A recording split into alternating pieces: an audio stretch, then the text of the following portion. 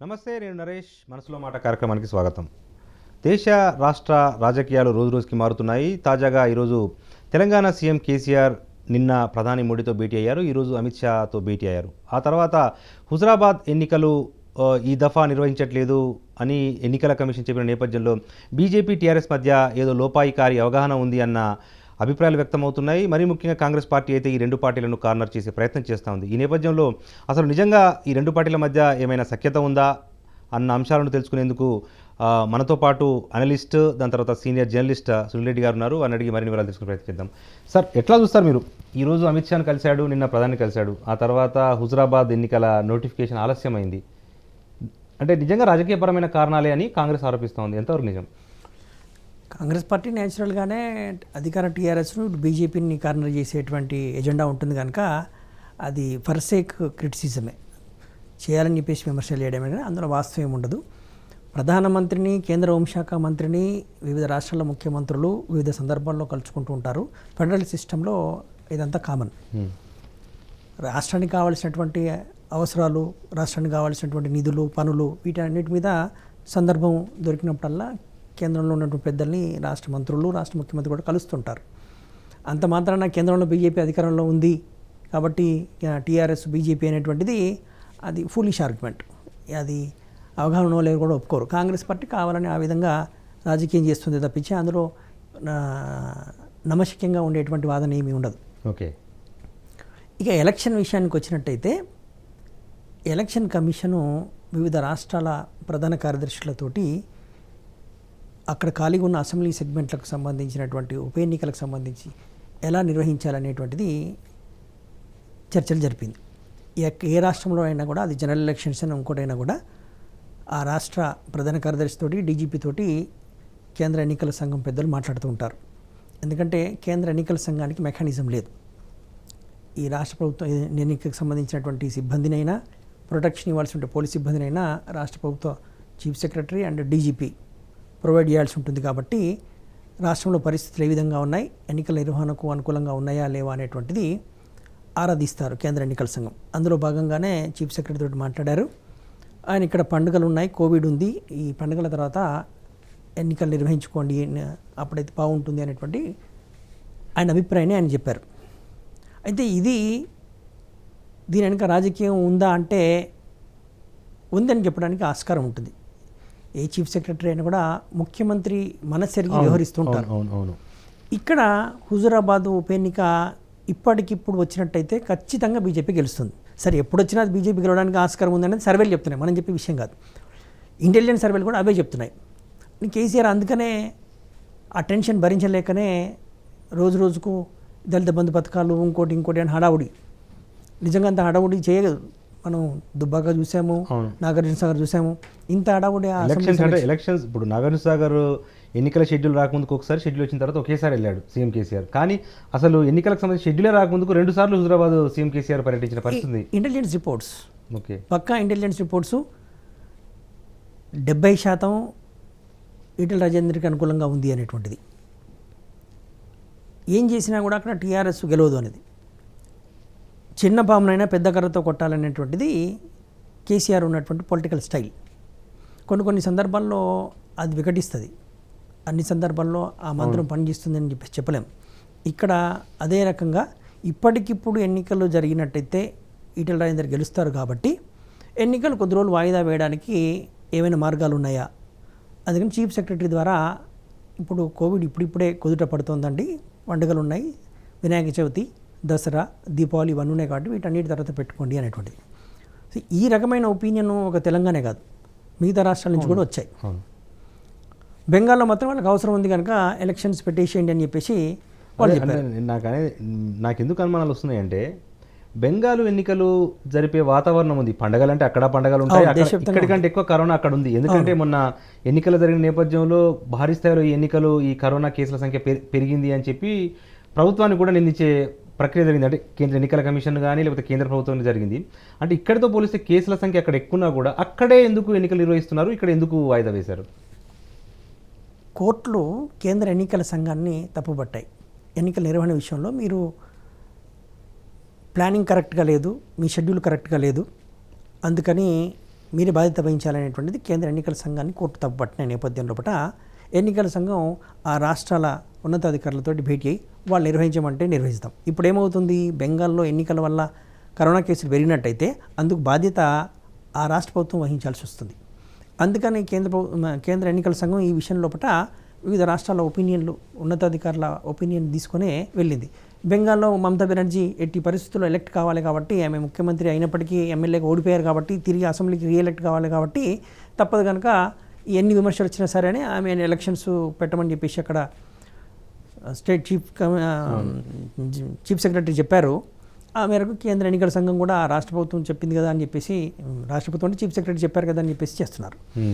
ఇక్కడ కూడా అక్కడ ఎట్లయితే రాజకీయ కోణంలో బెంగాల్ ప్రభుత్వం వ్యవహరించిందో ఇక్కడ కూడా రాజకీయ కోణంలోనే ఈ రాష్ట్రంలో ఉన్నటువంటి ఆఫీసర్లు వ్యవహరించారు. ముఖ్యమంత్రి చెప్పినట్టుగానే చీఫ్ సెక్రటరీ పూర్తి స్థాయిలో వ్యవహరించాలని ఏం లేదు, కానీ జనరల్గా మోడ్ ఆఫ్ ది సీఎంని బట్టే వెళ్తుంటారు.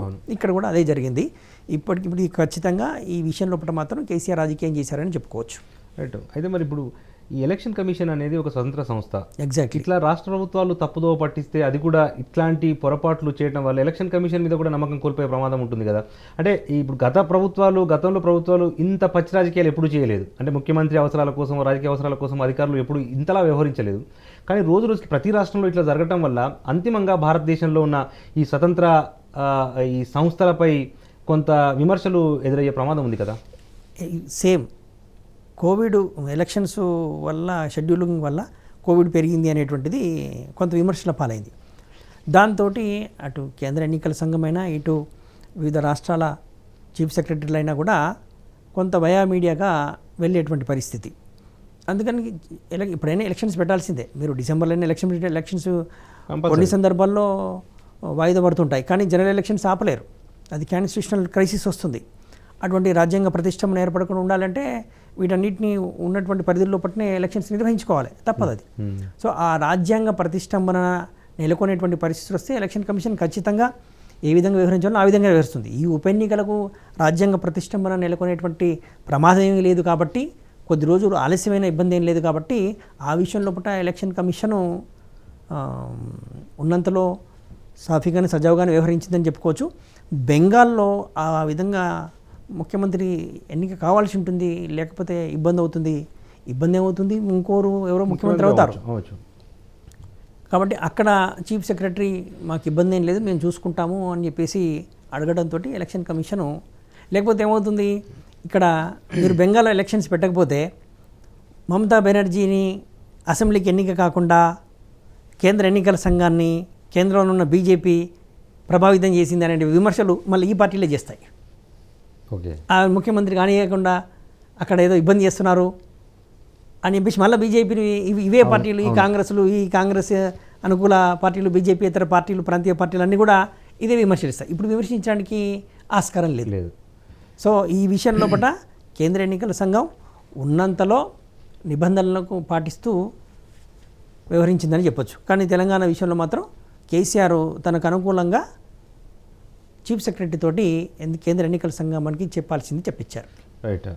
ఇక దీంతోపాటు ఢిల్లీలో దోస్తీ, హైదరాబాద్ గల్లీల్లో కుస్తీ అన్నట్లుగా బీజేపీ టీఆర్ఎస్ వ్యవహారం ఉంటుంది.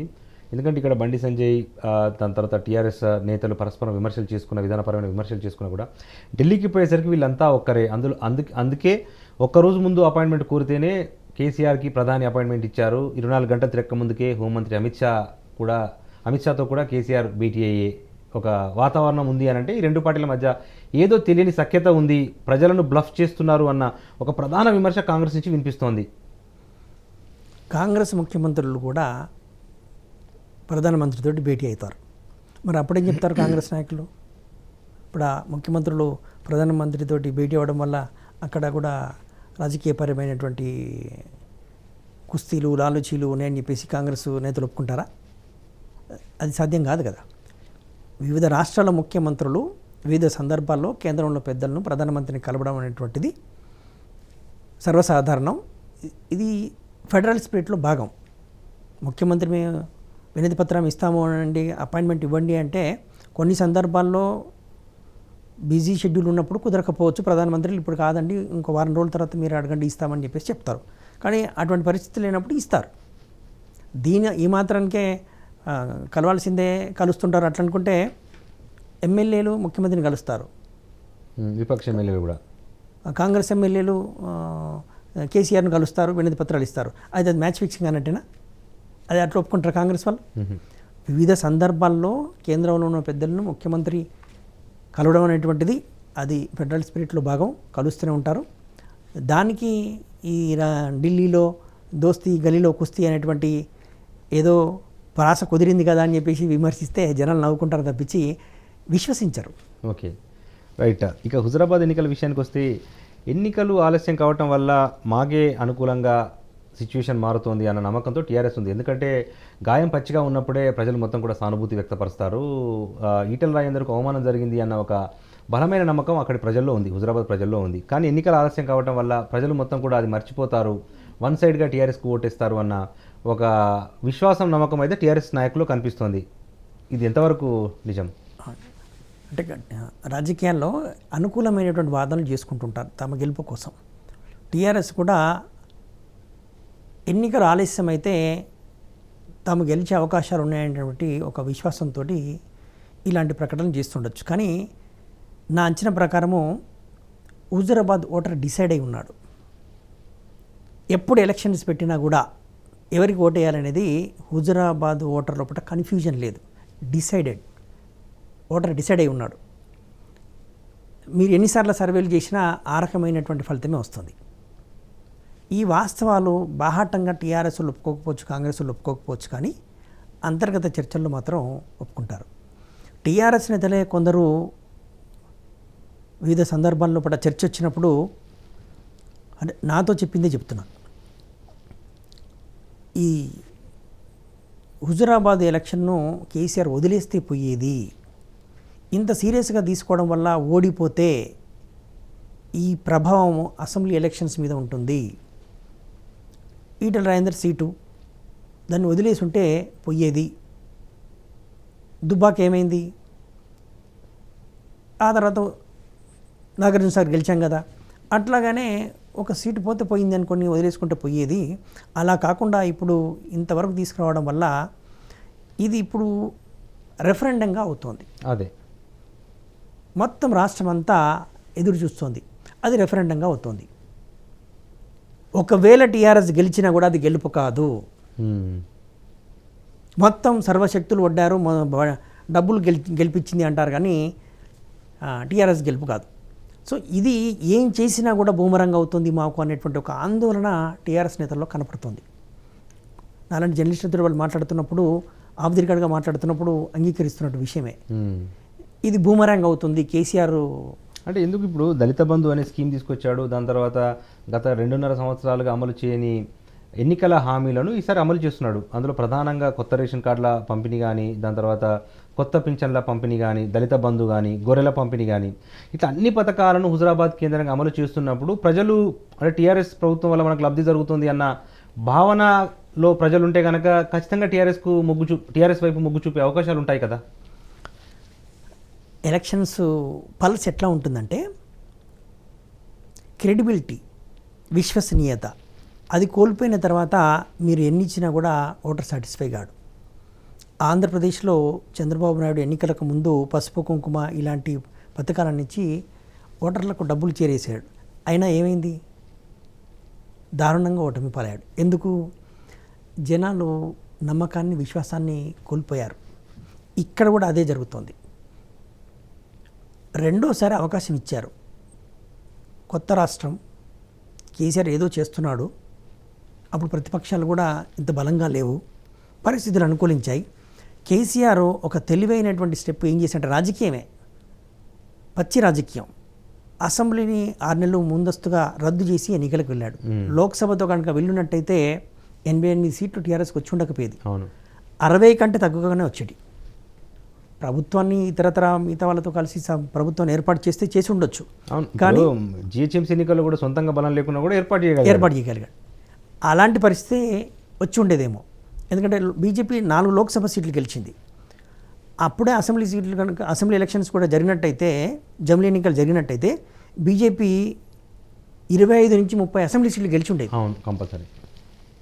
అప్పుడు 88 సీట్లు గెలవకపోయేది. ఆ సీట్లు బీజేపీ ఖాతాలో పడేటువంటివి. అంటే 60 కంటే 50-55 మధ్య టీఆర్ఎస్ గెలిచి ఉండేది. ఎంఏఎం సపోర్ట్ తోటి ఇంకోటితో ప్రభుత్వాన్ని ఏర్పాటు ఇండిపెండెంట్ తోటి ప్రభుత్వాన్ని ఏర్పాటు చేసి ఉండొచ్చు. కానీ ప్రధాన ప్రతిపక్షంగా బీజేపీ ఎమర్జ్ అయి ఉండేది. సో కొన్ని పసిగట్టగలడు. లోక్సభ ఎన్నికలతో పాటు పోయినట్టయితే వేరుగా ఉంటుంది, మోడీ చరిష్మా ఉంటుంది, మనం ఇబ్బంది పడతాం అనేటువంటి దాన్ని కేసీఆర్ పసిగట్టగలిగాడు.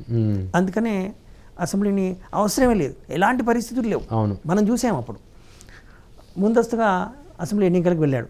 కానీ ప్రతిసారి ఈ ఎత్తుగడలు పనిచేయవు. ప్రజల లోపల నమ్మకం ఉన్నంత వరకు నడుస్తుంది. ఇప్పుడు 7 ఏళ్ళు అయిపోయింది కాబట్టి ప్రజల లోపల అంచనాలు పెరిగిపోయాయి. ఆ అంచనాలకు కేసీఆర్ అందుకోలేకపోతున్నాడు. క్రెడిబిలిటీ పోయింది. కాబట్టి ఇప్పుడు క్రెడిబిలిటీ పోయిన తర్వాత మీరు ఎంత ఇస్తానో కూడా జనాలు నమ్మరు. ఇదేదో ముందే చేసి ఉండాలి. మీరన్నా దళితులకు 3 ఎకరాలు ముందే ఇచ్చి ఉండాలి. పూర్తి స్థాయిలో కాకపోతే సగం మందికని ఇచ్చి ఉండాలి. డబుల్ బెడ్రూమ్లు పూర్తి స్థాయిలో కాకపోతే సగం మందికని ఇచ్చి ఉండాలి. అప్పుడు ఆ ప్రాక్టికాలిటీని జనం నమ్ముతారు. కానీ ఎవరికి ఏమి ఇవ్వకుండా మొత్తం రాజకీయం చేసుకుంటూ వచ్చి ఇప్పుడు ఉప ఎన్నికల కోసం ఇస్తా అంటే జనాలు ఎవరు నమ్మరు.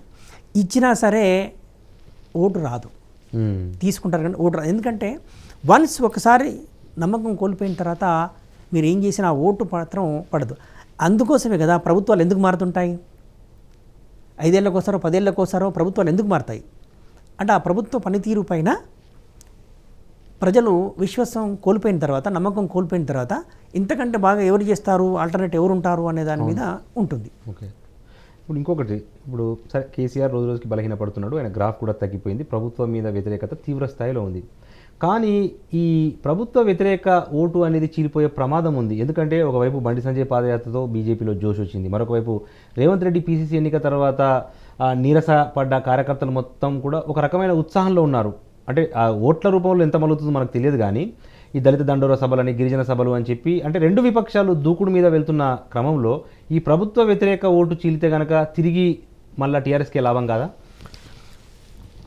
2 ప్రతిపక్షాలు బీజేపీ కాంగ్రెస్ దూకుడు మీద ఉన్నాయనేటువంటిది మీడియాలో కనపడుతోంది. ప్రజల్లో ఏముందనేది చూడాలి. ఇప్పుడు మనకు సమీపంలో పట హుజరాబాదు అసెంబ్లీ ఉప ఎన్నిక ఉంది. ఈ హుజరాబాద్ అసెంబ్లీ ఉప ఎన్నికల్లో పట కాంగ్రెస్కు డిపాజిట్ రావడం అనేటువంటిది అంత ఈజీ కాదు. డిపాజిట్ ఈ మాట నేను అనడం కాదు, కరీంనగర్ ఉమ్మడి జిల్లాలకు సంబంధించినటువంటి కాంగ్రెస్ సీనియర్ నాయకులే అంటున్నారు.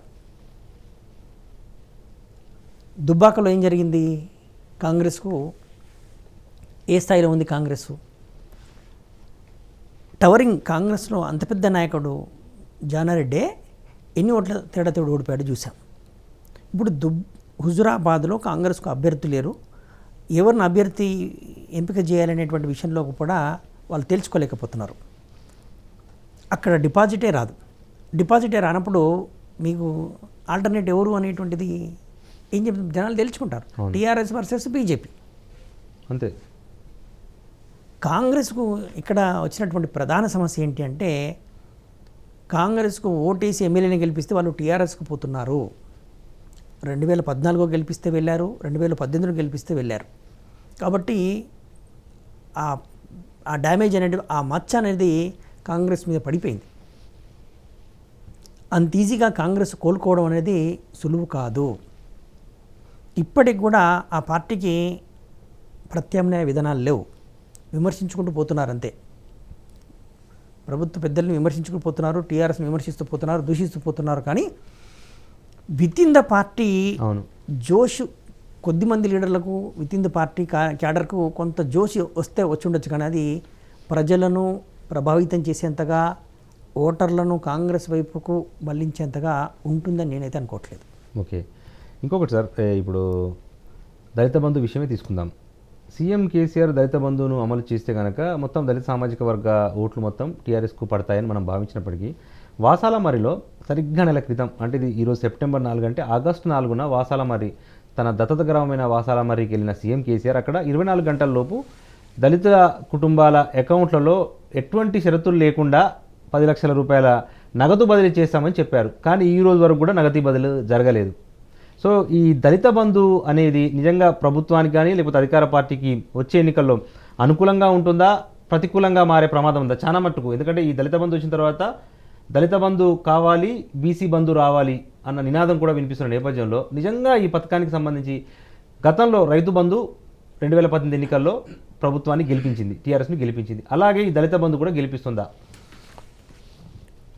కేసీఆర్ క్యాబినెట్లో డిప్యూటీ సీఎంగా పనిచేసి రాజకీయాలను చాలా లోతుగా చూసినటువంటి senior most politician Kadiyam Srihari ఏమన్నారో మనం చూసాం. అవును. ఇది పులి మీద స్వారీ అని.